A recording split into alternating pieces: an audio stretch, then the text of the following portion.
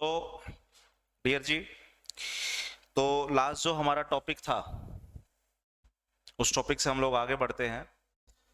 प्रायद्वीपीय भारत की नदियां, बेसिकली नदियों का टॉपिक था। प्रायद्वीपीय भारत की नदियों में पश्चिमी प्रवाह, पूर्वी प्रवाह नदियां थी, उसको हम लोगों ने पढ़ा। Very good evening dear Jeevan Singh.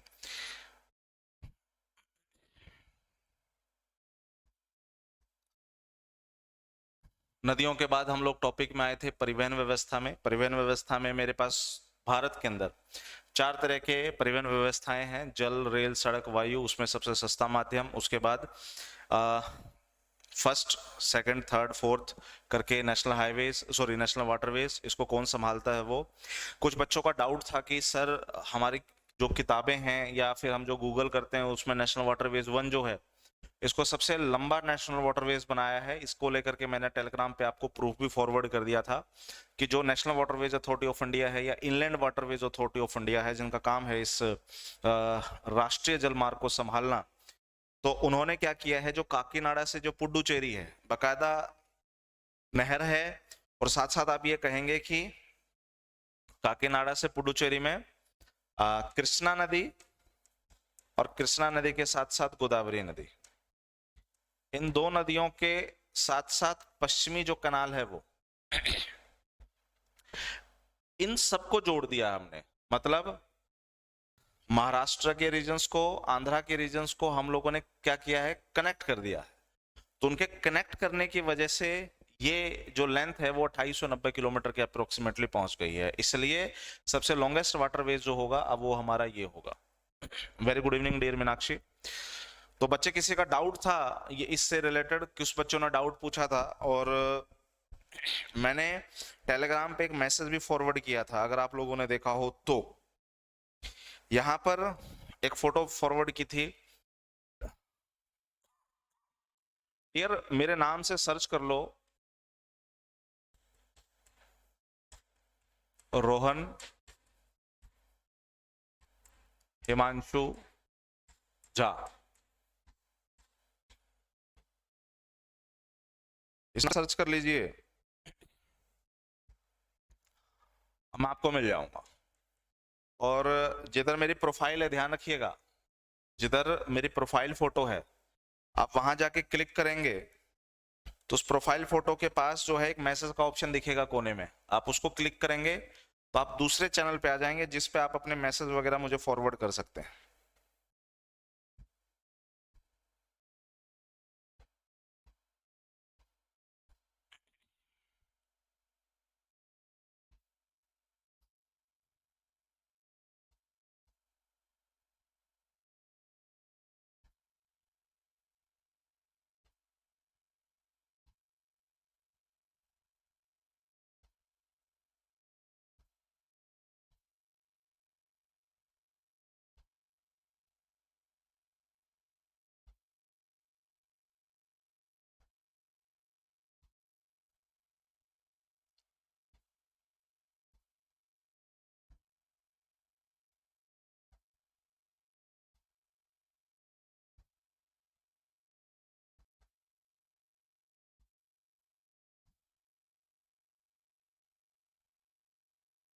मिल गया? मैंने देख लिया था sir, thank you so much. चलो बहुत अच्छी बात है मीनाक्षी। अच्छा, आप ही ने पूछा था, चलो तो ये डाउट क्लियर कर लो आप अपना कि ये बड़ा तगड़ा डाउट है।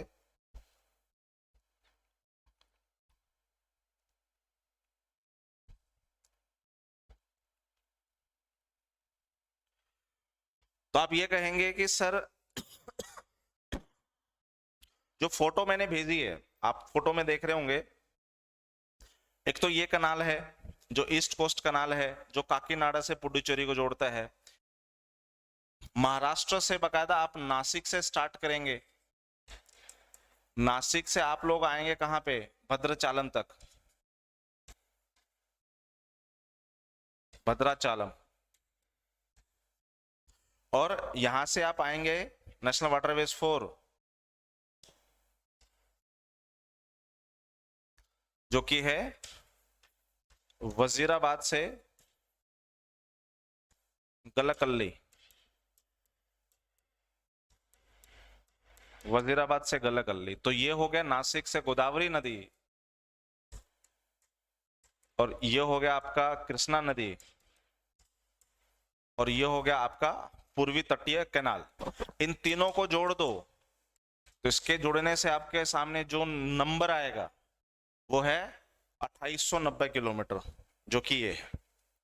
तो ये अब डाउट रहना नहीं चाहिए। प्रणब चौहान जी, वेरी गुड इवनिंग। यार आज कॉल बड़ी आ रही है भैया। चलो, उसके बाद सागरमाला परियोजना, बंदरगाह, नए बंदरगाह कहाँ कहाँ है, पश्चिम की तरफ जो बंदरगाह है उससे रिलेटेड हम लोगों ने टॉपिक देखे थे। फिर पूर्व की तरफ जो बंदरगाह है उससे रिलेटेड हमने पॉइंट्स पढ़े थे। देन जो विशाखापट्टनम बंदरगाह है वहां पर एक जो पहाड़ी है, इस पहाड़ी को अगर आप देखो तो पहाड़ी की जो चोंच निकली है वो ऐसे लगता है जैसे डॉल्फिन है, इसलिए डॉल्फिन नोज के नाम से ये जानी जाती है। और आज हम लोग जो आएंगे, Karan Singh very good evening, and Jai Bhagwan ji very good evening. Rail परिवहन व्यवस्था पे आज स्टार्ट करते हैं। देखिए, रेल परिवहन व्यवस्था से जो एग्जामिनर हमसे एक सवाल करता है, मैं इन चीजों पे नहीं जाऊंगा, वो आप लोग भी अवेयर हैं, बहुत अच्छे तरीके से इस चीज से आप लोगों की भी अवेयरनेस है कि भारत में जो पहली ट्रेन चली थी 1853 में चली थी, मुंबई से थाने के बीच चली थी, 34 किलोमीटर में चली थी। अब एग्जामिनर ये सवाल नहीं पूछता है। अब एग्जामिनर थोड़ा सा आगे बढ़ गया है इनसे पूछने के लिए। एग्जामिनर अब सवाल करता है एक चीज जो बहुत सिंपल सी है। देखो, ये है रेल की पटरियां। रेल की पटरियों के बीच के जो गैप होता है उसको हम लोग कहते हैं गॉज। हिंदी में भी गॉज कहते हैं और इंग्लिश में भी गॉज ही कहते हैं। तो इसमें एक गॉज होता है जिसे हम कहते हैं ब्रॉड गॉज,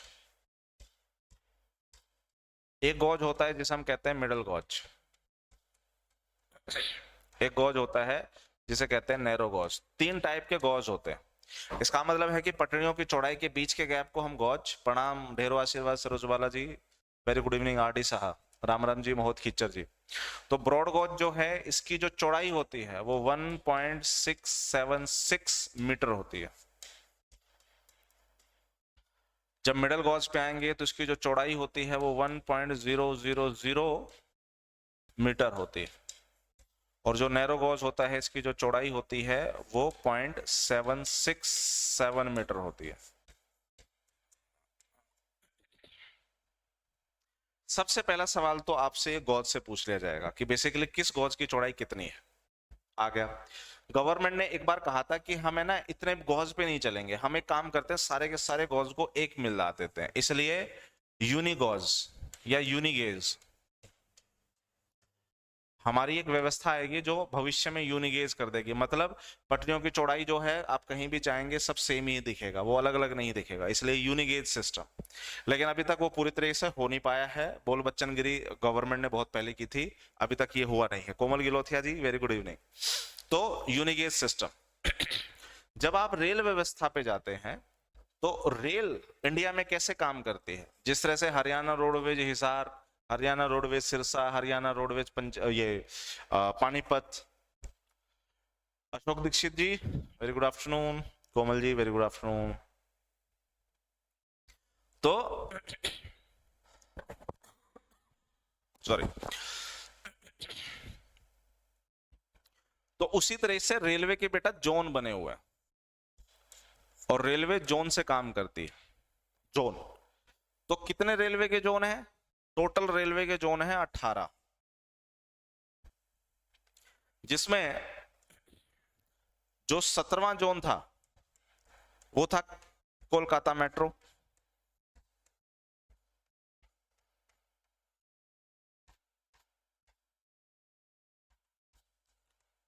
और जो 18वां जोन था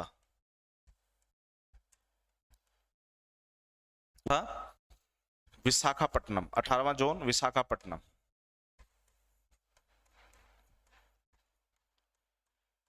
और ये है दक्षिणी तटीय रेलवे का वो मुख्यालय। दक्षिणी तटीय रेलवे का मुख्यालय क्या है? विशाखापट्टनम। अच्छा, इसको हम सर समझें कैसे? क्योंकि हमें बड़ी समस्या होती है जब एग्जामिनर मुझसे कहेगा बताओ साउथ सेंट्रल रेलवे का हेडक्वार्टर कौन सा है, नॉर्थ सेंट्रल रेलवे का हेडक्वार्टर कौन सा है, साउथ ईस्ट सेंट्रल रेलवे का हेडक्वार्टर कौन सा है, ईस्टर्न कोस्टल रेलवे का हेडक्वार्टर कौन सा है। इस तरीके से सवाल पूछे जाएंगे आपसे, तो क्या आंसर कर सकते हैं? बिल्कुल कर देंगे सर। देखते हैं कैसे। देखो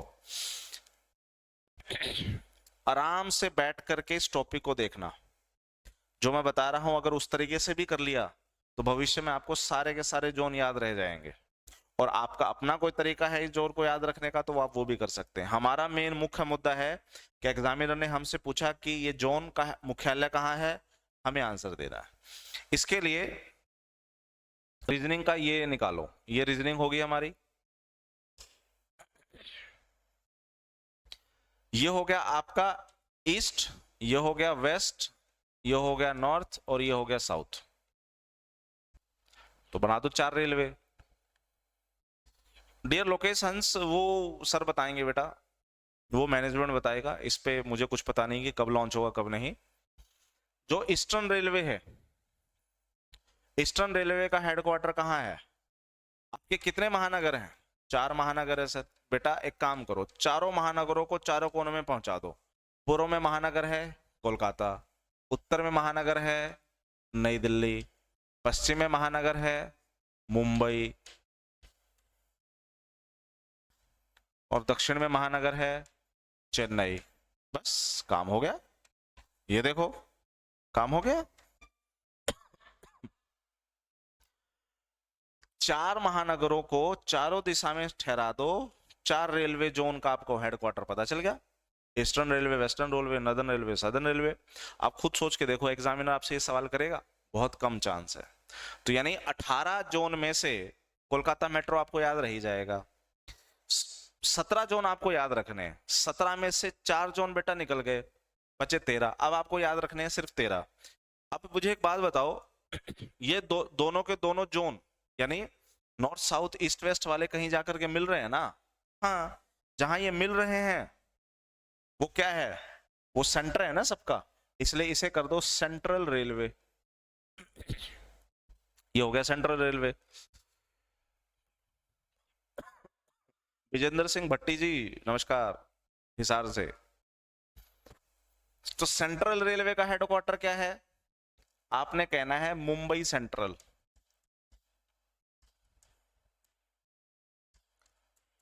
ये हो गया आपका मुंबई सेंट्रल। अब आप कहेंगे सर अगर ये मुंबई सेंट्रल है तो फिर ये कौन सा मुंबई है? आप कहेंगे ये है मुंबई चर्च गेट। वो मुंबई सेंट्रल है तो ये है Mumbai Churchgate. So much Saroj Balaji, thank you so much. हाँ हाँ, thank you so much, thank you so much. अच्छा, अच्छी बात यह है कि आपको लेक्चर पसंद आ रहे हैं, सीखा आपने, उससे अच्छी चीज और क्या हो सकती है। Thank you so much again for the beautiful words. तो 17 में से 5 निकल गए, कितने बचे? अब मुझे याद रखने हैं 12। और कैसे याद रखें? अब वापस आ जाओ। ये देखो, northern railway, southern railway, eastern railway, western railway, और ये हो गया सेंट्रल रेलवे।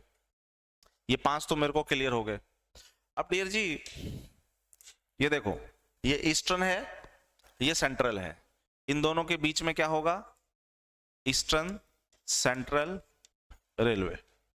इसी तरीके से ये सेंट्रल है, ये सदर्न है, ये सेंट्रल है, इनके बीच का क्या हो हिस्सा होगा? South central railway. इसी तरह से वेस्टर्न सेंट्रल रेलवे और इसी तरीके से नॉर्दर्न सेंट्रल रेलवे। एग्जामिनर सबसे ज्यादा सवाल जो है वो यहीं से पूछेगा। राम राम डियर राजेश जी। सबसे ज्यादा सवाल पूछेगा एग्जामिनर यहीं से, यहां से और यहां से, और ये जो 3 साइड में दिखेंगे वहां से। मतलब अब जो आपके पास 12 नाम है वो बहुत इंपॉर्टेंट है। अब समझिए, ये साउथ सेंट्रल रेलवे को देखो, अगर आप इंग्लिश में सिकंदराबाद लिखोगे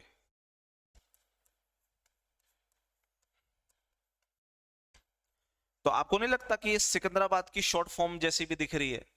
हाँ या ना? सिकंदराबाद कहाँ है? आंध्र प्रदेश में। हैदराबाद और सिकंदराबाद को जुड़वा शहर कहा जाता है ना, क्योंकि दोनों शहर के बीच में हुसैन सागर झील है। झील के उस साइड सिकंदराबाद, झील के इस साइड हैदराबाद, जुड़वा शहर माना जाता है। तो सिकंदराबाद को अगर आप शॉर्ट फॉर्म में लिखोगे तो एससीआर नहीं लिख सकते? हाँ सर, बस एक काम करो, सिकंदराबाद के ठीक सामने कुछ बाद जैसा कोई मिलेगा। यहां जिस तरह से सिकंदराबाद है, इसी तरह से यहां भी कोई आबाद होगा। यहां कौन सा आबाद है? आप कहेंगे इलाहाबाद।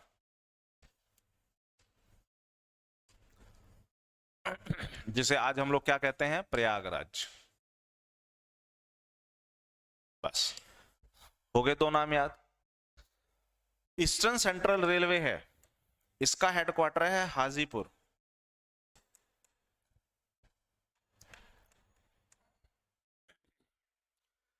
इसका हेडक्वार्टर है हाजीपुर। जिस तरह से यहां बेटा पुर है, इसके ठीक सामने कोई पुर है। कौन सा पुर है? जबलपुर।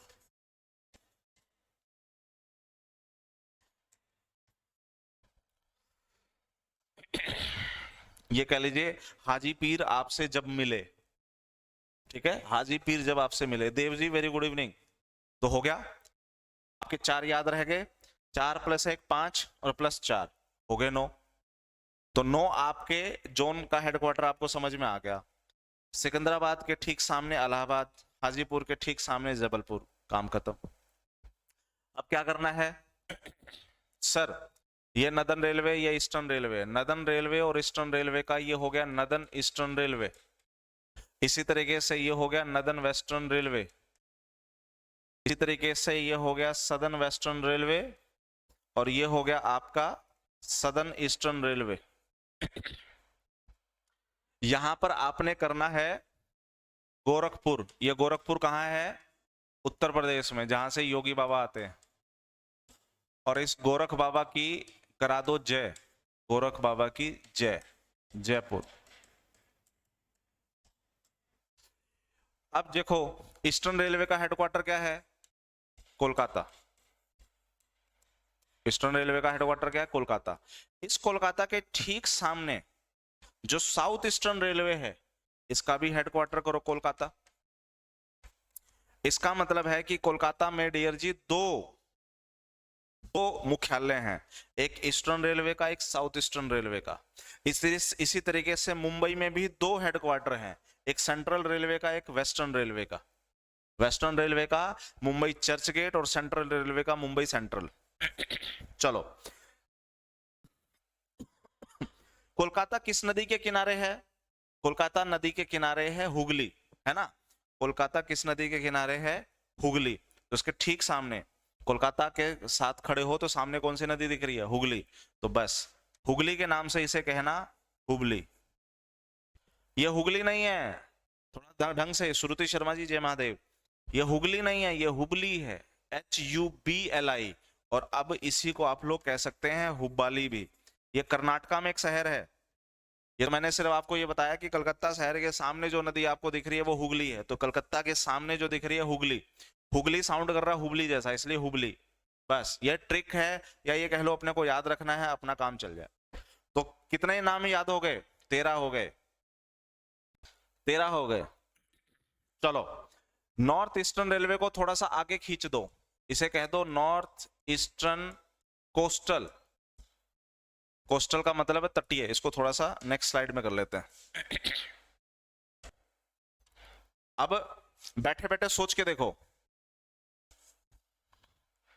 ईस्टर्न रेलवे का हेडक्वार्टर क्या है? सोचो, बैठे बैठे सोचो। वेस्टर्न रेलवे का हेडक्वार्टर क्या है? Northern railway, southern railway. बहुत आसान था। 4 महानगर, 4 जगह। बीच में central railway, eastern central railway, western central railway, northern central railway, southern central railway. इसी तरीके से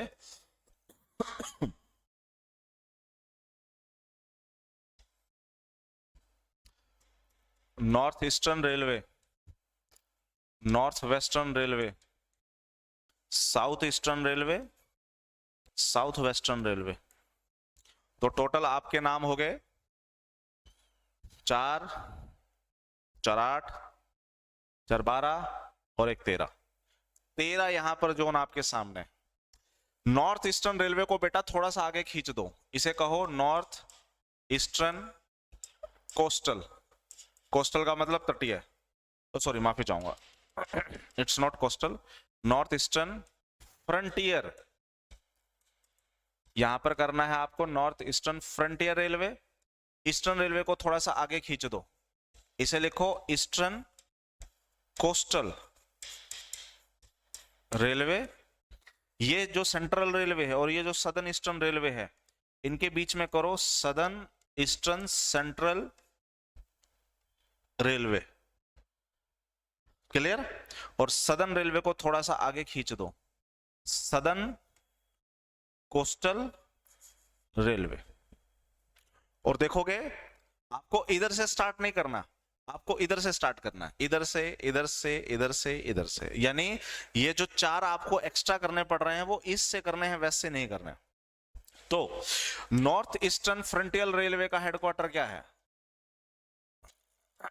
मालेगांव। मालेगांव कहां है? गुवाहाटी के पास। ईस्टर्न कोस्टल रेलवे का हेडक्वार्टर क्या है?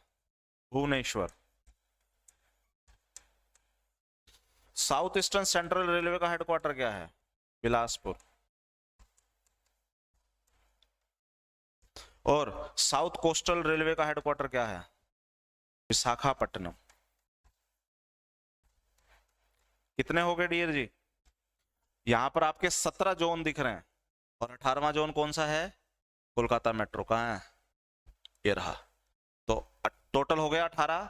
17वां जो बना था 2010 में कोलकाता मेट्रो और 2019 के आसपास बनाया गया 18वां जोन जो कि विशाखापट्टनम है। अब मेरे पास रेलवे के टोटल 18 जोन है। उन 18 जोन को कैसे याद रखना है? बहुत आसान है। अब आप आंख बंद देखो, आंख बंद तो ओबियसली मैं कर पाऊंगा, आप नहीं कर पाओगे। एक काम करना है अपना, आपने को एक बार इसके लिए रिवीजन करनी है। देखो सीन क्या होता है कि इस टॉपिक से क्वेश्चन एग्जामिनर पूछता है, एग्जामिनर ने सवाल किया और हमें इसका आंसर नहीं आया, तो अगर 1 या 2 नंबर का क्वेश्चन है तो वो तो नंबर हमारे गए। जबकि याद रखना बहुत आसान है। 5 तो 18 में से आएंगे नहीं, या ये कह लो 6 तो 18 में से आएंगे नहीं। कोलकाता मेट्रो याद रह जाएगा, 5 जो ईस्ट वेस्ट नॉर्थ साउथ और सेंट्रल रेलवे ही आएगा नहीं। ये बहुत कम चांस है कि आएगा। बिलासपुर छत्तीसगढ़, तो 12 में से 6 तो निकाल दो, सॉरी 18 में से 6 तो निकाल दो, बच गए 12। अब आपको याद रखने हैं 12। ईस्टर्न रेलवे हाजीपुर, हाजी बाबा से जब मिले जबलपुर। Secunderabad Allahabad, Secunderabad Allahabad that is Prayagraj. उसके बाद नॉर्थ ईस्टर्न रेलवे गोरख बाबा की जयपुर, गोरखपुर जयपुर। और ईस्टर्न रेलवे का कलकत्ता, कलकत्ता के सामने कौन सी नदी? हुगली, हुगली साउंड लाइक हुबली, तो हुबाली। तो नदर्न रेलवे का तो दिल्ली में ही है डियर श्रुति शर्मा जी। हो गया याद। अब 4 आपको अलग से याद रखने हैं। Northern eastern frontier railway Guwahati या Malegaon, eastern coastal railway Bhubaneswar, south eastern central railway Bilaspur और साउथ कोस्टर्न रेलवे या दक्षिणी तटीय रेलवे का मुख्यालय विशाखापट्टनम। यहां तक बेटा कोई डाउट है तो बताओ। यहां तक की कहानी खत्म है। बहुत प्यारा सा टॉपिक, सिंपल सा टॉपिक है। बस ये थोड़ा सा आपको 1 या 2 बार घर पे बैठ करके क्या करना है? प्रैक्टिस।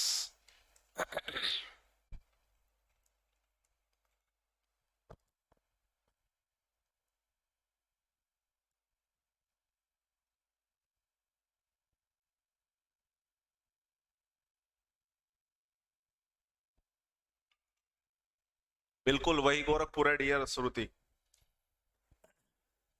ये वही गोरखपुर है, यूपी वाला, जहां से हमारे योगी बाबा आते हैं। यहां से एक क्वेश्चन है ना, मतलब कभी ना कभी आता ही है, और इसको पढ़ लोगे तो कम से कम एक क्वेश्चन तो मिस नहीं करोगे।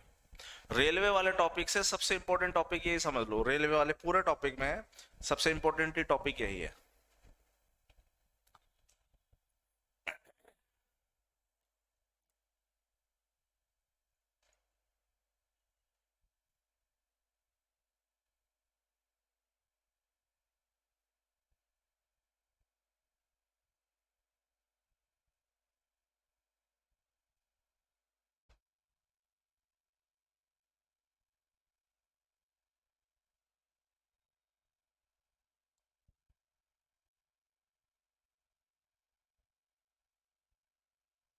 चलो बहुत अच्छी बात है, सबको क्लियर है।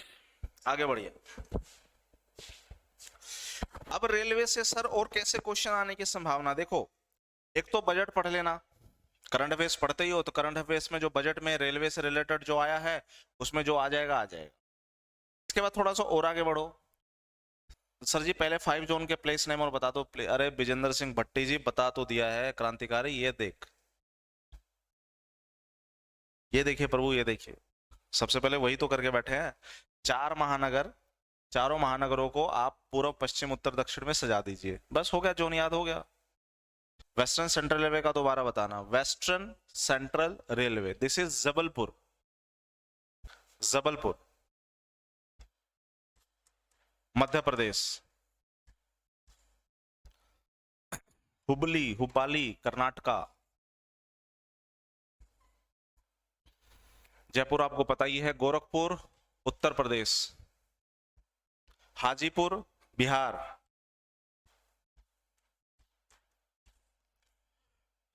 सिकंदराबाद आंध्र प्रदेश। कोलकाता आपको पता ही है। बिलासपुर छत्तीसगढ़।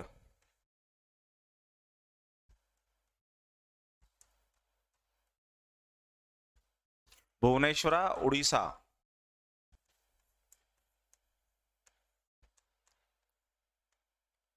मालेगांव गुवाहाटी असम। विशाखापट्टनम आंध्र प्रदेश।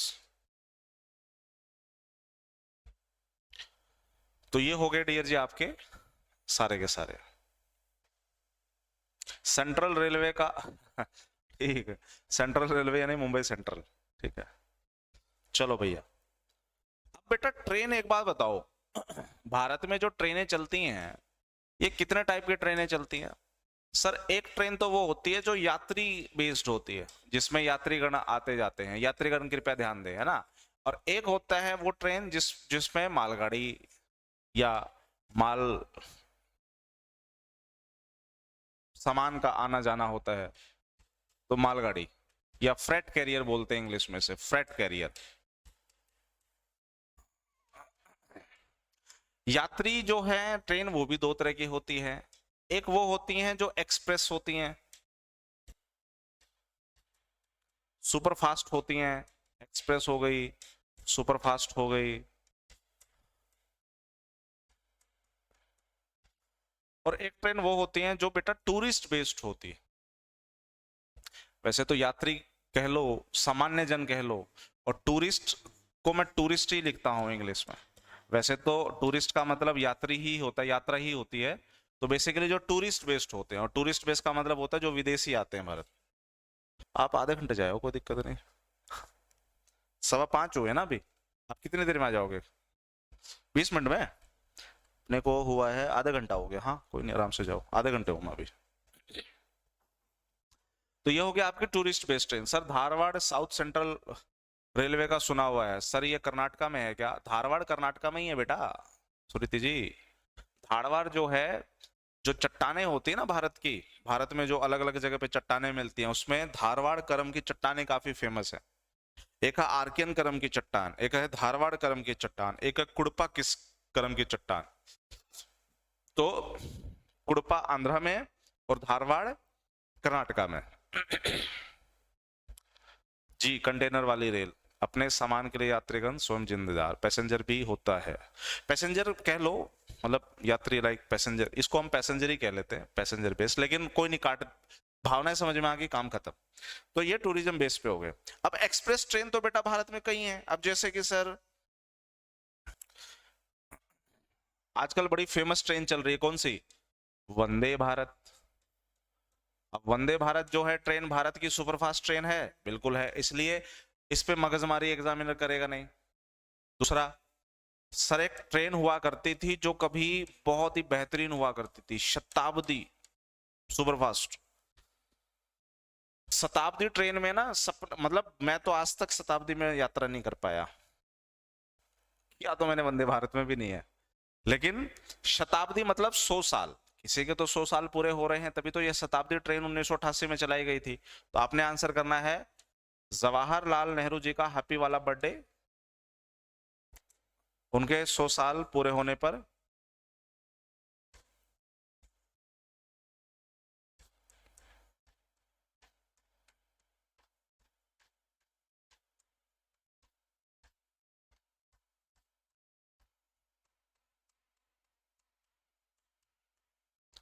जवाहरलाल नेहरू के जन्म शताब्दी के उपलक्ष्य में यह ट्रेन चलाई गई थी।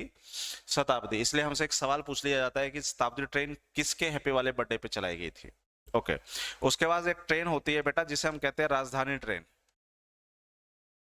राजधानी नाम से ही पता चल रहा है कि राजधानी टू राजधानी कनेक्ट करेगी। अगर हरियाणा में चंडीगढ़ से कोई ट्रेन चली तो ये समझ लिया अगर उसे जाना है मुंबई महाराष्ट्र तो वो मुंबई ही जाएगी, क्योंकि राजधानी से राजधानी कनेक्ट करने के लिए ट्रेन चलाई गई है, राजधानी ट्रेन। उसके बाद एक ट्रेन है जो काफी फेमस है जिसको हम लोग कहते हैं विवेक एक्सप्रेस।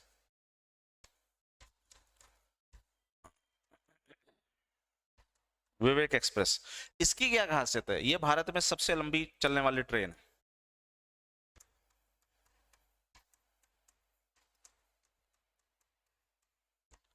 सबसे लंबी दूरी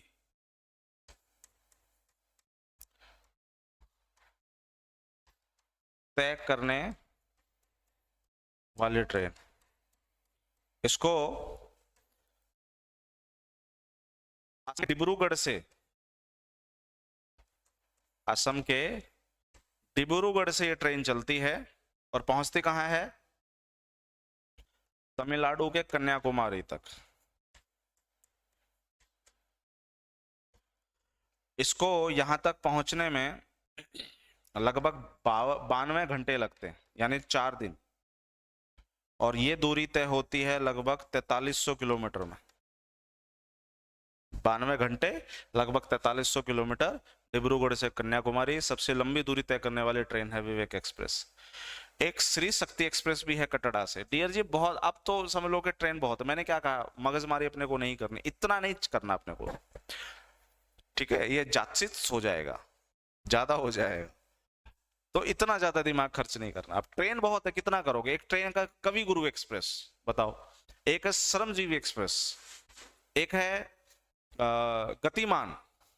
जब गतिमान शताब्दी आई थी, बेसिकली वो शताब्दी है लेकिन गतिमान, गतिमान शताब्दी जब आई थी 160 किलोमीटर प्रति घंटे की रफ्तार से चली थी, उस समय काफी फेमस हुई थी वो। अब उसको पछाड़ दिया वंदे भारत ने, 180 किलोमीटर की टॉप स्पीड में जा रही है, तो बहुत कम चांस है। लेकिन टूरिस्ट बेस्ड ट्रेन पे आ जाओ। टूरिस्ट बेस्ड ट्रेन में सर एक है डेक्कन ओडिसी। डेक्कन ओडिसी, ओके। एक है palace on wheels. Palace on wheels. एक है गोल्डन चैरियट।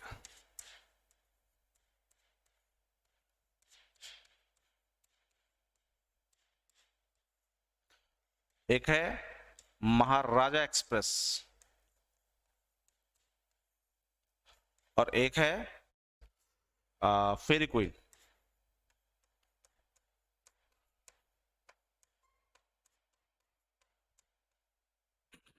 ये वो ट्रेन है जो बेसिकली टूरिज्म बेस है। आपको पता है बुलेट ट्रेन जब आएगी आएगी तब बात करेंगे, अभी फिलहाल नहीं आई, अभी तो सपने आ गए। बुलेट ट्रेन के फिलहाल मोदी जी ने सपने दे दिए भाई, बाकी जब आएगी तब तब देखेंगे। फिलहाल के लिए सपने ले लो मित्रों, हैं? अब देखो, Deccan Odyssey, Palace on Wheels, Golden Chariot, इनसे पूछने की संभावना बहुत कम है। लेकिन मैं बता दूं, डेक्कन ओडिसी जो है ये आपके साउथ में चलती है, साउथ इंडिया के तरफ, मतलब आंध्रा वगैरह रीजन्स में। पैलेस ऑन व्हील्स नाम से पता चल रहा है, पैलेस पैलेस इंडिया में सबसे ज्यादा कहाँ है? राजस्थान में, तो ये राजस्थान की ट्रेन है। गोल्डन चैरियट जो है ये कर्नाटका की ट्रेन है, कर्नाटका गवर्नमेंट इसे हैंडल करती है। अब हमसे जो सवाल पूछे जाएंगे ना प्रभु, वो दो ही पूछे जाएंगे। पहला, महाराजा एक्सप्रेस, इसकी खासियत ये है कि आप लोग जो टिकट बुक करते हैं ट्रेन का, किस वेबसाइट से जाके ट्रेन बुक करते हैं? आप कहते हैं सर एक वेबसाइट होती है जिसे हम कहते हैं IRCTC। तो बस आपसे एक सवाल पूछा जाएगा, बेटा बेटा बाकी तो ट्रेन जो है वो गवर्नमेंट ऑफ इंडिया रन कर रही है, लेकिन गवर्नमेंट ऑफ इंडिया की एक PSU है, पब्लिक सेक्टर अंडरटेकिंग, लोक उपक्रम विभाग, जिसका नाम है IRCTC, Indian railway catering and tourism corporation. तो बताइए भारत में वो ट्रेन कौन सी है जिसको आईआरसीटीसी चलाती है? आईआरसीटीसी महाराजा एक्सप्रेस ट्रेन चलाती है। और महाराजा एक्सप्रेस ट्रेन, अब अच्छा, ये ये जो ट्रेन है, एक तो साल भर नहीं चलती, इनका पैकेज होता है। इनका पैकेज 2 लाख से 12 लाख तक जा सकता है। बिल्कुल जा सकते हैं राजेश जी, 2 लाख से 12 लाख रुपए तक अगर आप पैसे खर्च कर सकते हो तो बिल्कुल जाओ, कोई दिक्कत नहीं है। लेकिन फेरी क्वीन इनमें सबसे सस्ती है। पहला, फेरी क्वीन की क्या खासियत है कि सर ये जो इंजन है ना, फेरी क्वीन का इंजन, ये 1853 में बना हुआ इंजन है। 1853 का बना हुआ इंजन है। इसका मतलब है कि ये दुनिया का, भारत का ही नहीं बेटा, ये दुनिया का सबसे पुराना इंजन है। दुनिया का सबसे पुराना भाप इंजन। इसका मतलब है कि ये डीजल पेट्रोल से नहीं चल रही, ना इलेक्ट्रिसिटी से, भाप से चलती है। आप लोगों ने वो फिल्म देखी होगी ना सुल्तान, जब ये सलमान खान भागता है तो भागने के दौरान एक ट्रेन चलती है, वो ट्रेन फेरी क्वीन ही है। फेरी क्वीन पे जाना है नवंबर दिसंबर के आसपास शायद इसकी बुकिंग होती है, वो देख लेना फेरी क्वीन की वेबसाइट पे जाकर के। और लगभग वही 4-5 हजार रुपए का इसका एक वो होता है, 6 हजार का, आई थिंक 6-1 हजार रुपए का इसका पैकेज होता है। और 6 हजार रुपये पर पर्सन, 6 या 7 हजार रुपये। ये पुराने दिल्ली से चलती है, सॉरी दिल्ली कैंट से चलती है ये, और ये जाती है आपके यहाँ पे राजस्थान के अलवर में। और ये 2-3 दिन, बेसिकली 6-7 हजार जो लिए जा रहे हैं, ये 2-3 दिन स्टे के लिए जा रहे हैं। तो बाकी ट्रेन के मुकाबले ये ट्रेन सस्ती है, लेकिन इसकी दूरी बहुत कम है, ये भी थोड़ा देखना है। तो आप ये कह सकते हैं कि बाहर से ट्रेन है लेकिन अंदर से पूरी लग्जरी है। क्या आप लोगों ने वो फिल्म देखी है करीब करीब सिंगल? एक बॉलीवुड की अच्छी खासी फेमस फिल्म है करीब करीब सिंगल, इरफान खान। अगर वो मूवी देखी है तो उस मूवी के अंदर वो लोग जब ट्रेन में चढ़ते हैं राजस्थान आने के लिए, तो जो इंजन दिखाया जाता है वो ये फेरी क्वीन ही है। वो ट्रेन में जो यात्रा होती है वो फेरी क्वीन की ही होती है। अंडरस्टूड? यहां तक बेटा किसी को डाउट है तो बताओ।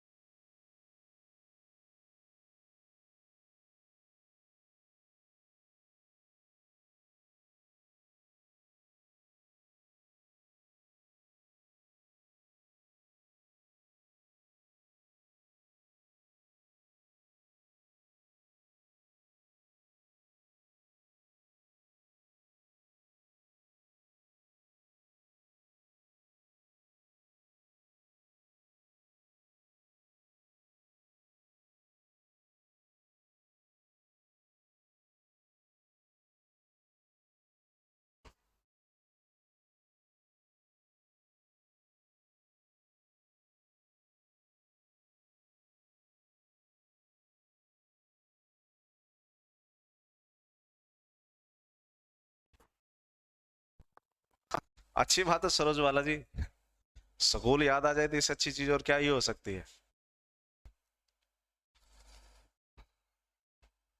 हाँ, गदर मूवी में भी स्टीम इंजन है भाई। चलो बहुत अच्छी बात है, देखना साउथ की फिल्म देखते देखते साउथ की ना हो जाना श्रुति जी। खैर, वो तो सिर्फ समझने वाली बात है, समझ गए तो फिर साउथ की है नॉर्थ की है कोई फर्क नहीं पड़ता। लेकिन स्कूल टाइम में ऐसा था क्या सरोज बाला जी? मेरी क्लास में ऐसा क्या याद आ गया जो स्कूल वाली बात याद आ गई? खैर साहब, ये ट्रेन हमने देख ली। अब एक बात बताओ, इन ट्रेनों के अंदर टॉयलेट यूज होता था? अरे सर जी कैसी बात कर रहे हो आप, बिल्कुल यूज होता था। अब वो ट्रेनों के अंदर, अगर आपने बचपन देखा होगा तो बचपन में ट्रेनों के अंदर जो वेस्टेज हुआ करती थी, जो ह्यूमन वेस्टेज थी वो तो पटरियों पे जाती थी, लेकिन क्या अब पटरियों पे जाती है? नहीं। तो इसका मतलब है कि इन ट्रेनों में एक टॉयलेट यूज हुआ है जिसे हम कहते हैं बायो टॉयलेट्स।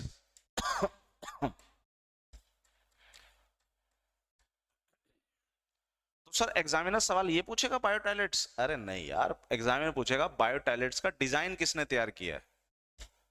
हवाई जहाजों के अंदर जो डिजाइन होता है ना बायो टॉयलेट्स का, एक्चुअली वैसा ही डिजाइन है, और ये डिजाइन तैयार किया है भारत की एक फेमस ऑर्गेनाइजेशन है जिसका नाम है DRDO, defence research development organisation. उसने ये बायो टॉयलेट्स का डिजाइन तैयार किया है। हाँ चलो, इस अच्छी बात है, पास्ट में जाकर के चीजों को एक्सप्लोर करना है सरोज बालाजी, इससे अच्छी चीज और क्या हो सकती है। सर जी टोटल ट्रेन नंबर कितनी होगी अप्रोक्सीमेटली? 11,000, लगभग 11,000 ट्रेन विजेंद्र सिंह भट्टी जी एक दिन में चलती है इंडिया के अंदर, लगभग 11,000 ट्रेनें, और लगभग 90,000 किलोमीटर के नेटवर्क पे। भारत में जो पटरियां बिछी हुई हैं वो लगभग 90,000 किलोमीटर के नेटवर्क पे है, और एक दिन में लगभग 11,000 ट्रेनें जो हैं वो इंडिया में चलती है। चलो वो भी कर देंगे सरोज बालाजी, ये विश भी पूरी कर देंगे, कोई दिक्कत नहीं है। तो बायो टॉयलेट्स, अच्छा बायो टॉयलेट्स का कंसेप्ट बड़ा खतरनाक है भाई। बायो टॉयलेट्स में क्या होगा कि वो सारा जो वेस्टेज है कलेक्ट किया जाएगा, आसपास प्लांट लगाए जाएंगे, प्लांट में सारा वेस्टेज डाला जाएगा, हर ट्रेन का वेस्टेज वहां डाला जाएगा, फिर उस वेस्टेज को प्रोसेस करेंगे, उस वेस्टेज से लिक्विड अलग करेंगे, गैस अलग करेंगे, सॉलिड जो बचा होगा उसको अलग करेंगे, सॉलिड जो बच जाएगा उसको प्रोसेस करने के बाद हम बनाएंगे खाद, ये दे देंगे किसानों को। हम जो बनेगा पानी, पानी को प्रोसेस करके हो सकता है इन फ्यूचर में, समझ लो, पीने के काम भी आ सकता है। तो फिलहाल के लिए नहीं है ऐसा, लेकिन जिस हिसाब से पानी की कमी हो रही है उस हिसाब से भविष्य शायद ऐसा हो सकता है।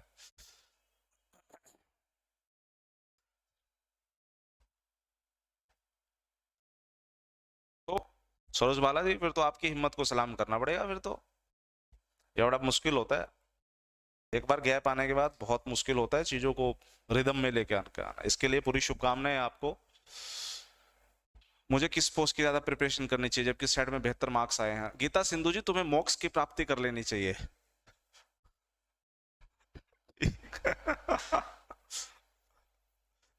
बेटा जी जिस चीज के लिए एलिजिबल हो उसके लिए करो। सेट, पहले सेट की जॉब ले लो, सेट की जॉब लेने के बाद है ना, उसके बाद चाहे आईएएस की तैयारी करते रहना, क्या फर्क पड़ता है ना। एक बार जॉब ले लो, जिसे कहते हैं ना रीढ़ की हड्डी, जॉब जो होती है बेसिकली वो रीढ़ की हड्डी जैसी होती है, स्टेबिलिटी देती है। एक बार जॉब ले लो, उसके बाद बैठ के चाहे आईएएस की तैयारी करनी है आईएएस की तैयारी करना, एचसीएस की तैयारी करनी है एचसीएस की तैयारी करना, और जहां जहां अपीयर होते हो वहां वहां फॉर्म भर दो। ठीक है, तो डिजाइन यही होगा मीनाक्षी जी, बस करने से काम नहीं चलेगा, डिजाइन फ्यूचर का यही है कि ये जो पानी होगा इसको प्रोसेस करके वापस मिनरल वाटर बनाया करके आपको पिलाया जाएगा, लो पियो। तुम होते हो ना जो सुबह सुबह पानी है ना बहुत वेस्टेज करते हो, लो ये वही पानी है, और ये हकीकत है, जर्मनी जैसे देशों में ये हकीकत है, ये कोई हंसने वाली या फिर है ना ऐसे क्या करने वाली बात नहीं है, this is the reality, Germany में ऐसा हो रहा है।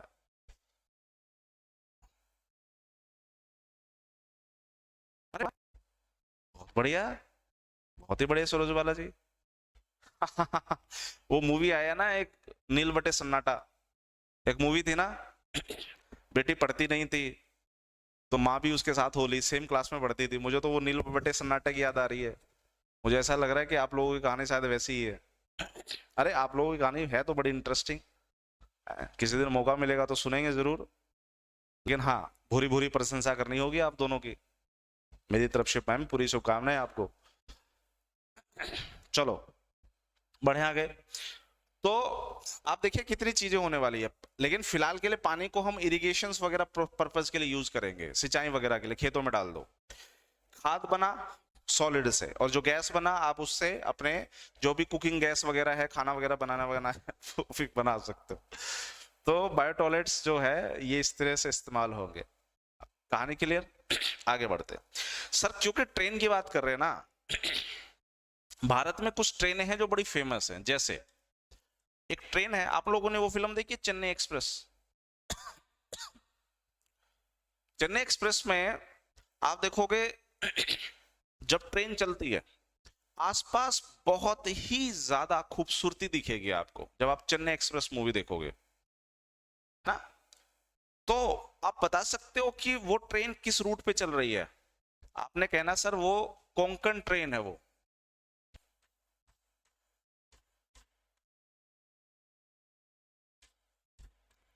कोंकण रेलवे है।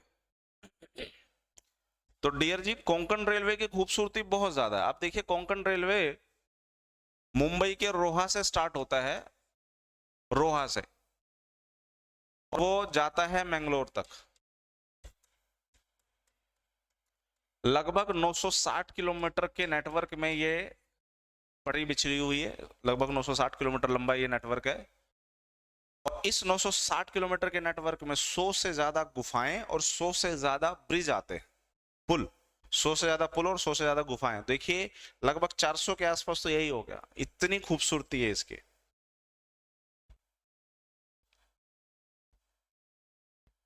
अरे वाह, बहुत ही अच्छी बात है सरोज बाला जी, शुभकामनाएं।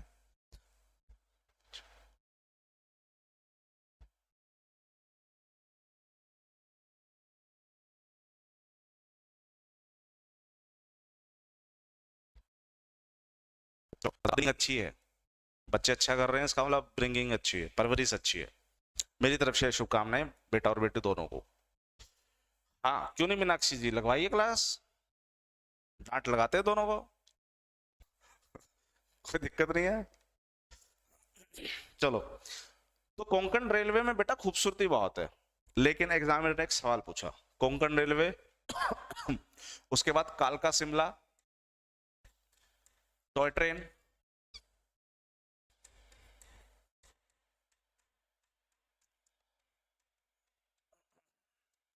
उसके बाद नीलगिरी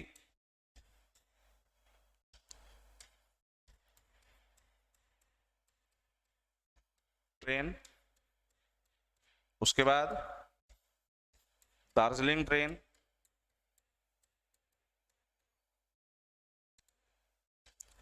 उसके बाद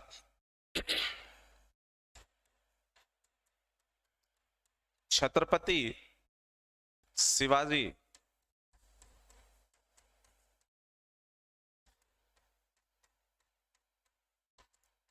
टर्मिनस या टर्मिनल, जो भी आपको बोलना बोलिए, टर्मिनस या टर्मिनल। अच्छा, अब एक संस्था आप लोगों ने पढ़ी होगी, करंट अफेयर्स वगैरह के जो सर हैं अगर वो पढ़ाते हैं या पढ़ रहे हैं आप करंट अफेयर्स वगैरह, तो यूनेस्को जो है ये काफी न्यूज में रहता है।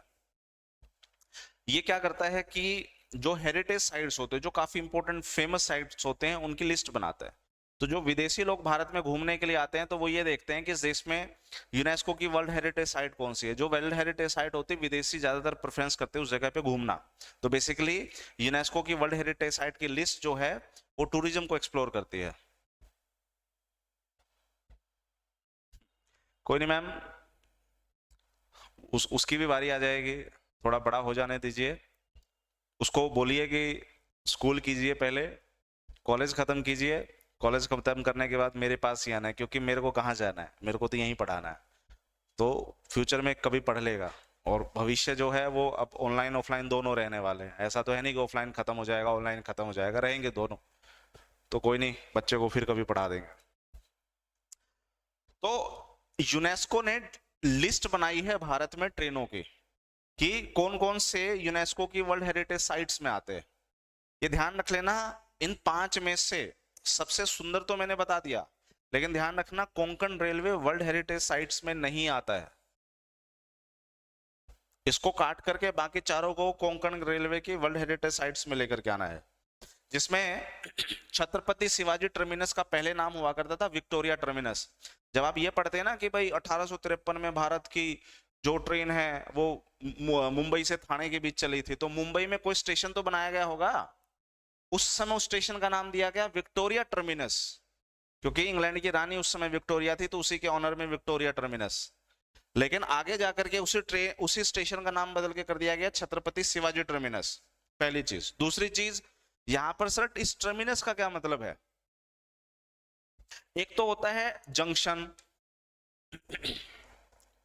और एक होता है टर्मिनल। क्या फर्क होता है इन दोनों में? बेटा देखो, ये है हिसार जंक्शन, ठीक है, जहां हम रहते हैं।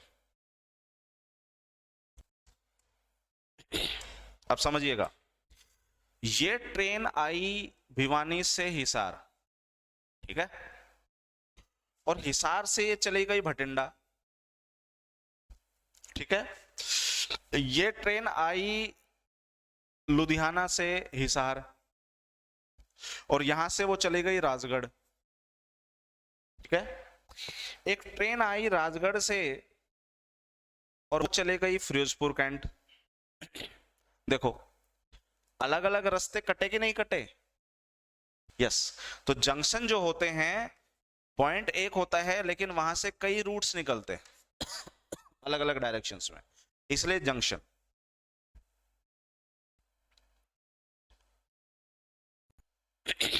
जी बिल्कुल राजेश जी। अब टर्मिनल पे आ जाओ, ये देखो, ये है छत्रपति शिवाजी टर्मिनल का स्टेशन, ठीक है।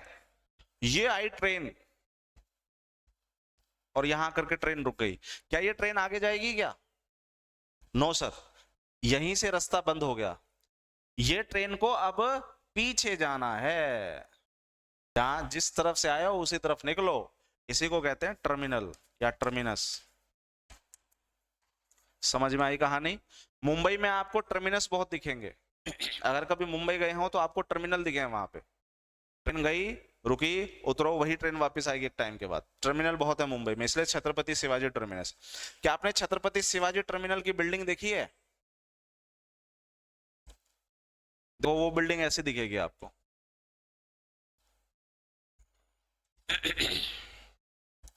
ये है छत्रपति शिवाजी टर्मिनस की बिल्डिंग। इस बिल्डिंग में जो सेंटर पॉइंट है, यहां पर है घड़ी। आपने वो मूवी देखी है रावण, जो शाहरुख खान की फिल्म थी जिसमें वो रोबोट बना था, रावण। उस मूवी में वो ट्रेन को जो रोकता है ना, तो वो ट्रेन आगे जाकर के एक स्टेशन से टकराती है। वो स्टेशन यही था, सीएसटी। और सीएसटी स्टेशन से वो बाहर निकल जाती है। बाहर जब निकलेगी तो आपको वो बिल्डिंग ऐसे दिखेगी। ये जो बिल्डिंग का जो आर्किटेक्ट है, आर्किटेक्ट मतलब जिस तरह से ये बिल्डिंग बनी हुई होती है, इस आर्किटेक्ट को कहते हैं गोथिक स्टाइल। तो भारत में गोथिक स्टाइल जो है, गोथिक स्टाइल की बिल्डिंग बहुत कम देखने को मिलेगी समझ में आई कहानी?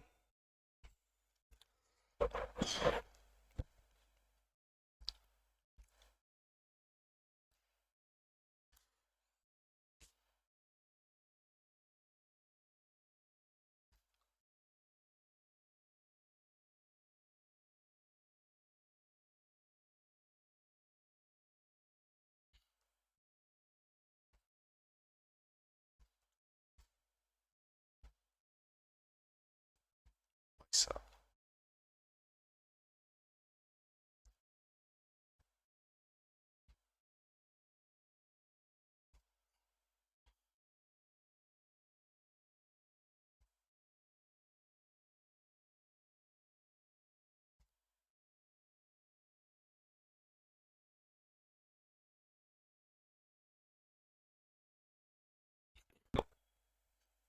एकदम बढ़िया डियर रंजू जी, वेरी गुड इवनिंग, एकदम फिट एंड फाइन। आशा करता हूँ आप भी बहुत अच्छे होंगे। हाँ, दिल्ली से जो किसान एक्सप्रेस आती है वो भी टर्मिनल है, वो पॉइंट भी टर्मिनल ही है। ये देखो, छत्रपति शिवाजी टर्मिनल्स की बिल्डिंग देखो कैसे दिख रही है, दिस वन। तो ये जो स्टाइल है ना, ये जो आर्किटेक्ट का स्टाइल है, इसी को हम लोग कहते हैं। आप लोगों की हिस्ट्री में आर्ट्स एंड कल्चर आ रहा है। अब जो सेट का जो सेकंड टाइप है, ये क्या हो रहा है? चलो, जो सेट का जो सेकंड टायर है, उसमें जो सिलेबस है, हिस्ट्री के साथ कल्चर भी आ रहा है। कल्चर आ रहा है तो उसका मतलब बिल्डिंग के जो स्टाइल हैं ये भी आपसे पूछे जाएंगे, ठीक है। तो ज्योग्राफी का पार्ट है लेकिन हिस्ट्री भी जुड़ गया है। ये गोथिक स्टाइल है। गोथिक स्टाइल बिल्डिंग जो भारत में कहाँ है, ये देखिए, Victoria gothic architecture, Victorian, which is right now Chhatrapati Shivaji terminus. नहीं, नाम नहीं आएगा राजेश, ऐसे तो बहुत सारे हैं डियर जी। ट्रेन पे जब आने जाएंगे ना, तो लगभग लगभग 2-2.5 हजार ट्रेन तो ऐसी हैं जिनकी अपनी खासी इंपॉर्टेंस है। कितना पढ़ोगे? इसलिए जो अपने काम का है बस उतना ही देख रहे हैं, उससे ज्यादा अपने को नहीं देख रहे। एग्जामिनर ने भी सवाल इतना ही पूछना है, इससे ज्यादा नहीं पूछना, एकदम फिट एंड फाइन। चले आगे। तो इनको छोड़ करके बाकी सभी यूनेस्को की वर्ल्ड हेरिटेज साइट्स में है।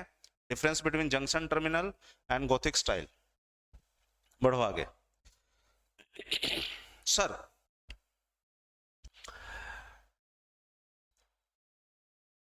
एक ट्रेन है, या कह लीजिए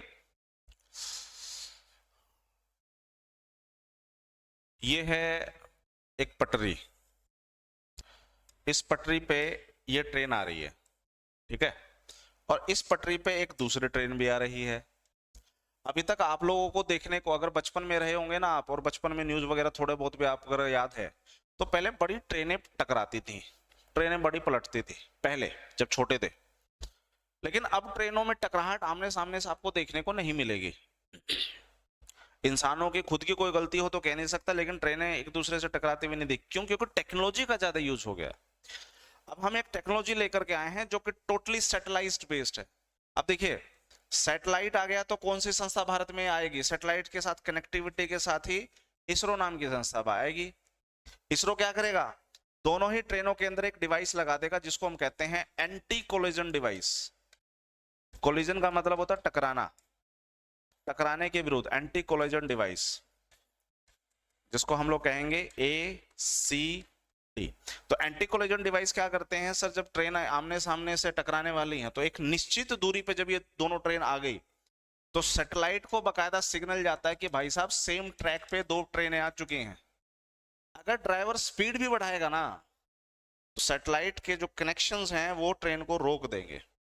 मतलब अगर ड्राइवर को ना भी दिखे, सैटेलाइट को दिख गया है तो सैटेलाइट जो है कहेगा कि एक निश्चित दूरी पे, लगभग 1 किलोमीटर के डिस्टेंस पे आते ही सेम ट्रैक पे ऑटोमेटिकली ब्रेक लग जाएंगे। तो एंटी कोलिजन डिवाइस का जो प्रोटोटाइप है वो किसने बनाया? इसरो ने। ओके। जो हिसार से आ रहे हैं या फिर जो रेवाड़ी की तरफ से हैं, जो मुझे देख रहे हैं, दो शहर ही मैंने क्यों लिए? क्योंकि मैंने दो ही जगह देखे हैं। अगर आप हिसार से हांसी की तरफ आते हैं ट्रेन से, तो राजगढ़ रोड की तरफ, राजगढ़ की तरफ जो ट्रेन का नेटवर्क जाता है, आप देखना यहां पर एक ट्रेन खड़ी है जिसका नाम है स्पार्ट, जिसका नाम है स्पार्ट। आप बता सकते हो ये स्पार्ट ट्रेन क्या है? आपने इसकी फुल फॉर्म देनी है self propelled accident relief train. अब समझो, जब भी एक्सीडेंट होते हैं, लोग मर गए, क्यों मरे? सर रिपोर्ट ये बताती है कि एक्सेसिव लॉस ऑफ ब्लड, खून जो है बहुत गिर गया। तो क्या फर्स्ट एड नहीं मिली ना? ट्रेन ऐसी जगह टकराई जहां से हॉस्पिटल बहुत दूर था, जहां पर एम्बुलेंस आ ही नहीं सकती थी, और उन लोगों को बचाया जा सकता था, लेकिन एम्बुलेंस ना पहुंचने की वजह से ब्लड लॉस एक्सेसिव हो गया, मर गए सर। ये रिपोर्ट कहती है। मतलब जब भी एक्सीडेंट होता है तो रिपोर्ट तो बनती ही है, तो पहले रिपोर्ट ये कहती थी। क्यों ना काम किया जाए? अगर ऐसे इलाके में एक्सीडेंट हो गया, मेडिकल फैसिलिटी ना मिली तो क्या दिक्कत है? काम करते हैं, ट्रेन तैयार करते हैं, बाहर से ट्रेन, अंदर से हॉस्पिटल। ठीक वैसे ही जैसे बाहर से ट्रेन, अंदर से होटल। तो ये जो ट्रेन है ये बाहर से है ट्रेन, अंदर से हॉस्पिटल है। जहां एक्सीडेंट हुआ वहां फट से भेजो self propelled accident relief train. अंदर सारा जो एक इंसान को बचाने के लिए जो बेसिक रिक्वायरमेंट्स होती है अंदर सब मिलेगी। डॉक्टर मिलेंगे, नर्स मिलेंगे, दवाइयाँ, दारू, दारू, मतलब वो वाली दारू नहीं, वो दारू जो काम आने वाली है, सब मिलेगा, ताकि एक्सेसिव लॉस ऑफ ब्लड रुके, जीवन बचाया जा सके। फर्स्ट किट नहीं होती ओ बेवकूफ, पूरा हॉस्पिटल ये है। ठीक है, आगे समझ में? तो आप देखोगे लगभग हर जोन में एक स्पार्ट ट्रेन खड़ी है। जब मैं गुड़गांव में क्लास लिया करता था तो ट्रेन दिखती थी, रेवाड़ी से बाहर स्पाट। अब हिसार में भी आपको स्पाट ट्रेन दिखेगी। अंडरस्टूड? That's it. तो इसके अलावा तो बेटा ट्रेन के टॉपिक को कितना ही छेड़ लो कोई फायदा नहीं है। आज की कहानी जो है रेलवे से जुड़ी हुई, हम इतना ही करते हैं। बस ज्यादा ज्यादा जाते जाते हम ये देख लेते हैं कि 2011-12 के आसपास जो है एक स्टेशन काफी न्यूज में रहा था जिसका नाम था मनवल। जो उधमपुर स्टेशन है ना, उधमपुर,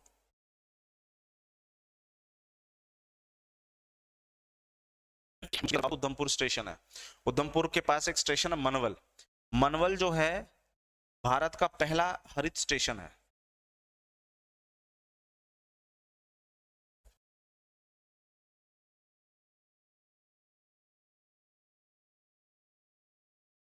भारत का पहला ग्रीन स्टेशन। ग्रीन स्टेशन का मतलब है जहां पर सोलर एनर्जी का ज्यादा यूज होता है, सौर ऊर्जा जो है जिसका ज्यादा प्रयोग किया गया, तो इसलिए फर्स्ट ग्रीन स्टेशन। अब हम चलते हैं नेक्स्ट टॉपिक पे जिसे कहते हैं सड़क परिवहन व्यवस्था। सड़क परिवहन, इसका मतलब सड़क से रिलेटेड टॉपिक आएगा। अब हम रोड पे चलते हैं, ठीक है, आप सबको रोड पे लेके चलता हूं मैं। Road transportation.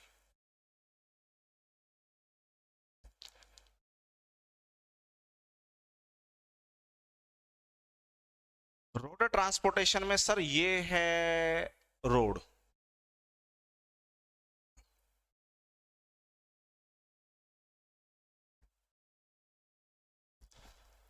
ठीक है साहब, दिस इज रोड। पहला बात बेटा, ये रोड कितने लेन की है? सर ये रोड है सिंगल लेन की। तो अगर सिंगल लेन में है तो इसकी चौड़ाई कितनी होगी? अपनी मर्जी से कुछ भी बना सकते हो क्या? नो सर, इसकी चौड़ाई होगी सिंगल लेन में 1.75 मीटर। बहुत सही। लेकिन अगर यही सिंगल लेन ना होकर के डबल लेन हो जाए तो डबल लेन में आप कह देना सर फिर ईच लेन 1.5 मल्टीप्लाई 2 हो जाएगी, फिर 1.75 नहीं रहेगी, फिर ईच लेन हो जाएगी 1.5 मल्टीप्लाई 2। फोर लेन अगर बात करोगे तो फोर लेन हो जाएगी sir 1.5 multiply 4 and so on. Lane बढ़ा लो कितने ही रहेगा वो 1.5 मल्टीप्लाई, लेकिन सिंगल लेन में ये है सिर्फ 1.75। ओके, ये जो सड़क है, क्या इस सड़क को आप पक्का रोड बोलते हो क्या? हाँ, इस सड़क का टेक्निकल नाम बता सकते हो क्या? ये मत कहना पक्का रोड, कंक्रीट रोड, तारकोल रोड, ये नाम मत लेना। आपने कहना है सर इस सड़क का नाम है मैकएडमाइज्ड रोड।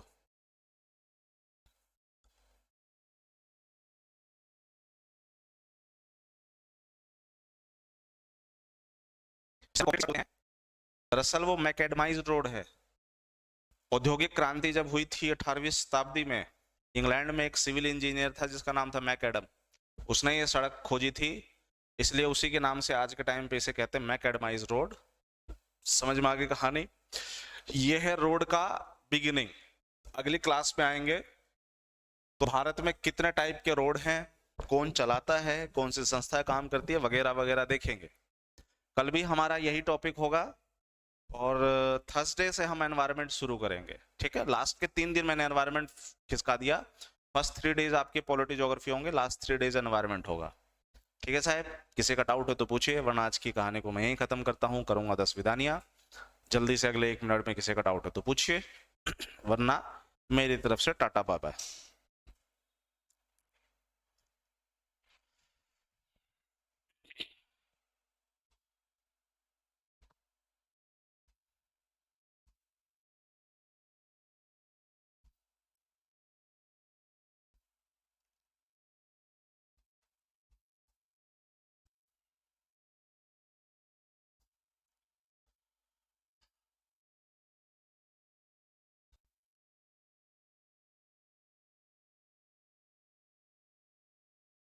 हाँ, डियर मीनाक्षी जी, इवनिंग में ही क्लास चलेंगी, मतलब वही 4 बजे के आसपास। लेकिन लास्ट जो 3 डेज हैं उसमें मैं ऑफलाइन क्लास नहीं लेता, इसलिए उस दिन आप मॉर्निंग में क्लास लेंगे।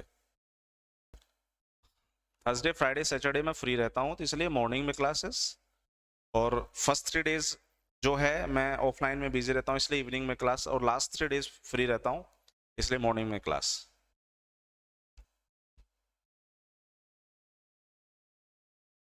चलो, डाउट कोई है नहीं तो मिलते हैं ब्रेक के बाद। 10 विधानियां। सेट में अलग अलग पोस्ट और क्वालिफिकेशन में भी है, तो डियर जी जहां जहां आप एप्लीकेबल होते हो वो सारे फॉर्म भर दो। अलग अलग पोस्ट का मतलब आप भर दोगे तुम वो उसमें मैकेनिकल किसी पोस्ट में भर दोगे तो उसमें एलिजिबल थोड़ी हो जाओगे। मतलब ग्रेजुएशन मांग रखी है, ग्रेजुएशन का मतलब ये नहीं है कि कोई टेक्निकल पोस्ट है उसमें भी भर दो, उसमें भर दोगे तो फिर वो सिलेबस आएगा। जो आपका 56 और 57 58 ग्रुप है उसका सिलेबस वो है जो बड़ा ये सिंपल सा नॉर्मल है। लेकिन अगर किसी टेक्निकल में चले गए जहां ग्रेजुएशन ही है लेकिन वो टेक्निकल नॉलेज पूछेगा ना आपसे। 10 विधाने का मतलब बाय, रशिया में यूज किया जाता है इस वर्ड को। नहीं, एक ही होगा गीता जी, एक ही कर लो वही बहुत है। और हरियाणा सरकार बेचारी वैसे पागल हो जाती है, एक करवा ले वही बहुत है। दो तो कर देंगे तो पागल हो जाएंगे, एक तो ऑलरेडी कर चुके हैं वो प्री वाला, अब तो सेट क्वालिफाइंग चल रहा है।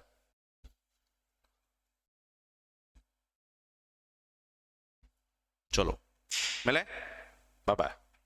सर 10th के क्लास से पुलिस का फॉर्म अप्लाई कर सकता है? सर 10th क्लास से पुलिस का फॉर्म अप्लाई कर सकते हैं। Karan Singh, have you gone mad? 10th class से पुलिस का फॉर्म कैसे अप्लाई कर सकते हो? मिनिमम एज ही नहीं होगी। गुरु घंटाल आदमी अप्लाई करेगा बता?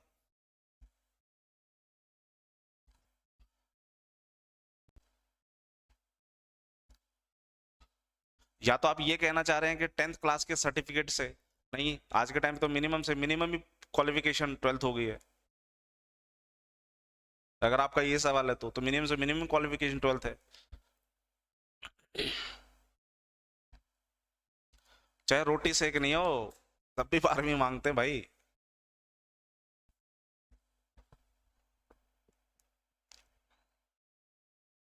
चलो 10 विदानिया, बाय बाय।